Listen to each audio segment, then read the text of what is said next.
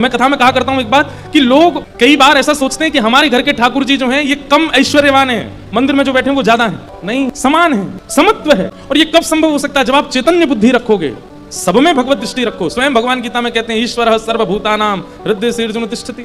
सब में भगवत दृष्टि, चैतन्य भाव। और सब में अगर नहीं कर पा रहे हो, अभी इतनी योग्यता नहीं बन रही कि सब में भगवत दर्शन हो, तो कम से कम मानव छोड़ करके जड़ वस्तुओं में ही देखना प्रारंभ कर दो।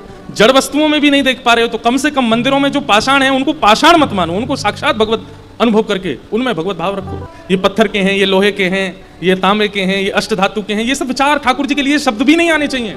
हमारा संबोधन कोई इस प्रकार नहीं करता, देखो वो मांस का टुकड़ा घूम रहा है, तुम मिलके आए उससे? अरे भैया आप यहाँ सीधे चले आए, बाहर एक कंकाल मिला होगा आपको, उससे मिले थे आप? बाहर एक कंकाल खड़ा है, वो सब लोगों को कथा में जाने का मार्ग बता रहा है, उससे मिले? आप कहोगे कंकाल नहीं है महाराज जी, एक आदमी खड़ा है। क्यों? उसमें कंकाल नहीं है तो सही, लेकिन हम उसको मानव ही मानते हैं, हम उसको जीवित ही मानते हैं, उसको उसके नाम से ही जानते हैं।